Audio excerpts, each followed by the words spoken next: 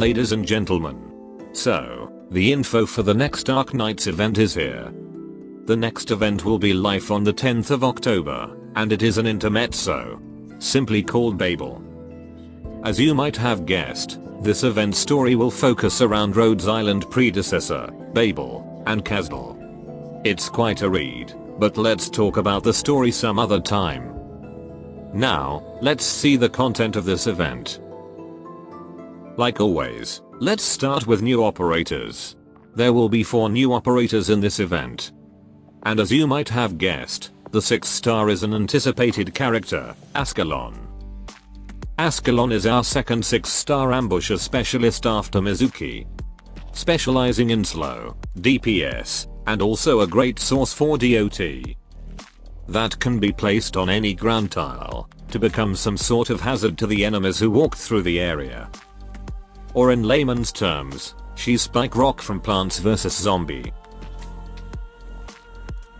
As for the other gacha operators, the 5-star is someone called Aroma. She's a blast caster that can levitate enemies and deal more damage to them. But to make the most out of her abilities, she is pretty much required to work alongside another operator who can do levitate. Surprisingly, we also get a new 4-star here. She's called Lutonida, a juggernaut defender that has arts damage skill, and a way to heal herself through her talent. Overall a good 4-star. Lastly, the free operator is Oda. He is a guard with a brand new archetype called Earthshaker Guard. They are more or less similar to a Centurion, that can deal AoE damage.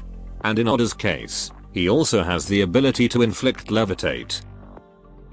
Anyway, we will talk in detail about them later.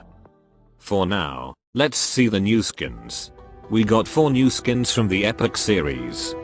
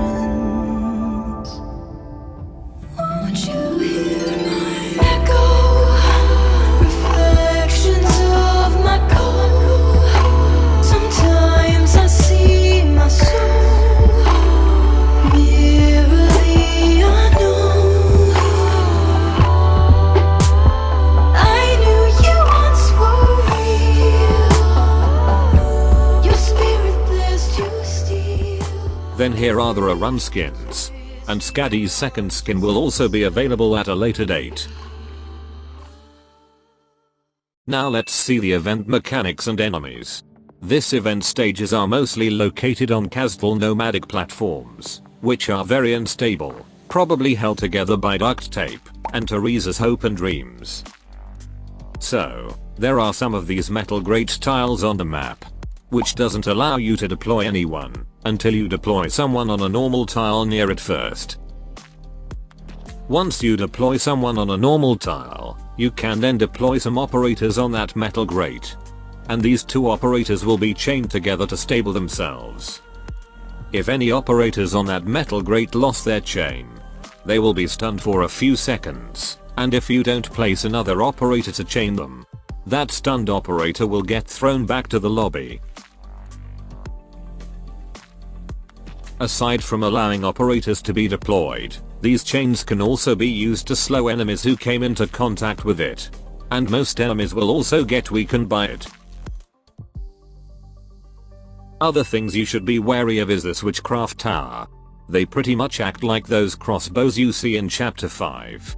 But this time deals arts damage.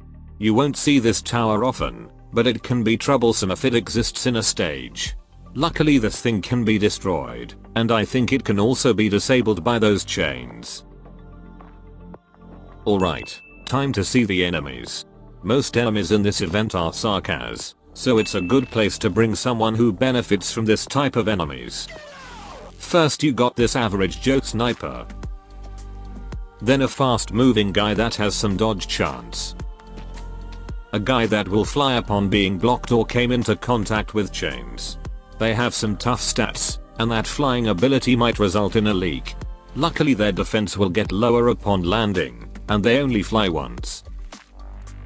Then you have the Sarkaz Lancer, but this time they can do magic. Pretty easy to counter as their speed will be reset when they are being stopped by something like stun, or use those chains to slow them down. Moving on, we have this budget Gundam. They are unblockable, and are very tough. And the easiest way to counter them is by making them touch the chains. That way they will be slowed, and their HP will be reduced. Then you have the only non-Sarkaz enemy in this event. This big guy is very tough, and somehow also has a very high attack stat that can easily defeat someone in a few hits. Luckily they often won't go to the blue box right away, and you can also use chains to stun them. Then there's a guy who deals AoE damage, and also cuts chains. Next up, a bassist who deals arts and burn elemental damage. Since the damage can also chain to other operators who are being chained together, it makes them quite dangerous. If one is present, might want to bring a wandering medic, or nightingale. Last elite is this shrouded assassin. That pretty much acts as a mini boss. They have dangerous stats, invisible, has dodge, and can instantly pass through a blocker once. Then, let's see who is this event boss.